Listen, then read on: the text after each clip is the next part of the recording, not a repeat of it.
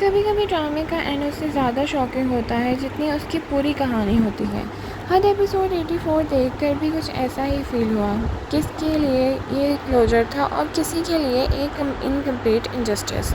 शेराम, फरियाल और ज़ीनिया, इन तीनों की कहानी का आखिरी सफ़ा लिखा जा चुका है, लेकिन सवाल अब भी वही है, क्या ये एंडिंग सेटिस्फाई करती है या सिर्फ डिबेट छोड़ गई है।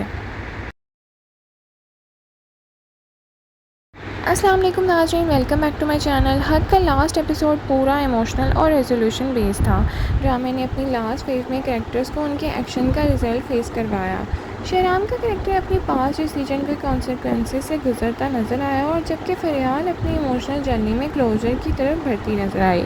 जीनिया का आर्क सबसे ज़्यादा डिस्कशन में रहा।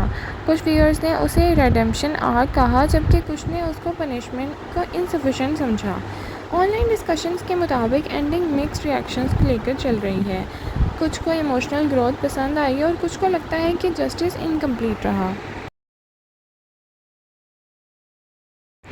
नाज़रीन, ज़ीनिया का करैक्टर पूरे ड्रामे का सबसे इंटेंस और कंट्रोवर्शियल पार्ट है, लेकिन लास्ट एपिसोड में उसे नेगेटिव एक्सट्रीम एंड देने की बजाय एक second chance recovery type arc दे दिया गया।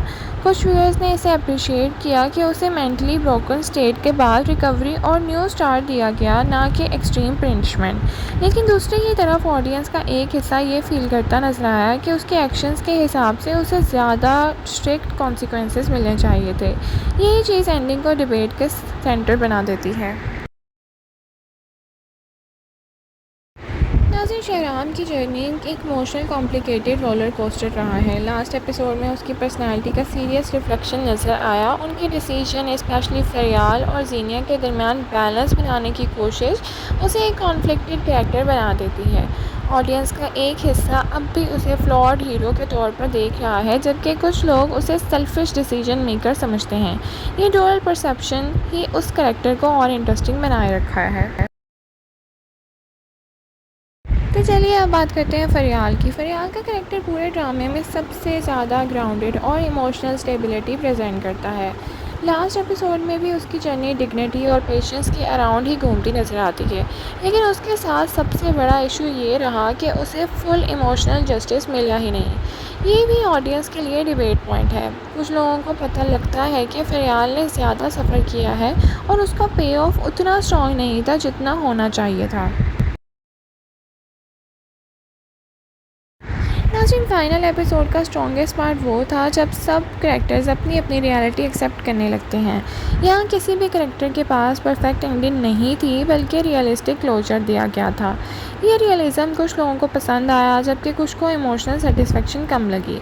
इसीलिए वजह से इम्पैक्ट स्ट्रॉन्ग भी था और कंट्रोवर्शियल भी। हद की एंडिंग इसलिए कंट्रोवर्शियल बनी क्योंकि किसी को फुल पनिशमेंट नहीं मिली, किसी को फुल हैप्पीनेस नहीं मिली, सबको ग्रे क्लोजर दिया गया है, और characters morally clear black night नहीं रहे। इसी वजह से ऑडियंस डिवाइड हो गई। कुछ ने इसे रियलिस्टिक एंडिंग कहा और कुछ ने इसको अनसेटिस्फाइंग। नाज़रीन, हमारे ख्याल से हद की एंडिंग इंटेंशनली परफेक्ट नहीं बनाई गई। राइटर्स ने यह दिखाने की कोशिश की है कि ज़िंदगी में हर किसी को फुल जस्टिस या फुल पनिशमेंट बिल्कुल नहीं मिलती। कुछ लोग चेंज हो जाते हैं, कुछ अपनी गलतियों के साथ जीने शुरू कर देते हैं, और कुछ लोग अपने ट्रॉमा के साथ नई ज़िंदगी शुरू करते हैं। यही ड्रामे का कोर मैसेज लग रहा है। सो ओवरऑल बात की जाए, हद एपिसोड 84 की जो लकी लास्ट एपिसोड थी, एक इमोशनल, कंट्रोवर्शियल और डिसीजन वर्दी एपिसोड थी। इसने परफेक्ट क्लोजर नहीं दिया, लेकिन स्ट्रॉन्ग डिबेट ज़रूर क्रिएट कर दी, इसलिए इसकी 8/10 रेटिंग है। आपको हद की एंडिंग कैसी लगी? क्या ज़ीनिया का सेकंड चांस मिलना चाहिए था या स्ट्रिक्ट पनिशमेंट मिलनी चाहिए थी? कमेंट सेक्शन में अपनी राय का इज़हार ज़रूर करें। Thank you so much for watching. Allah हाफिज़।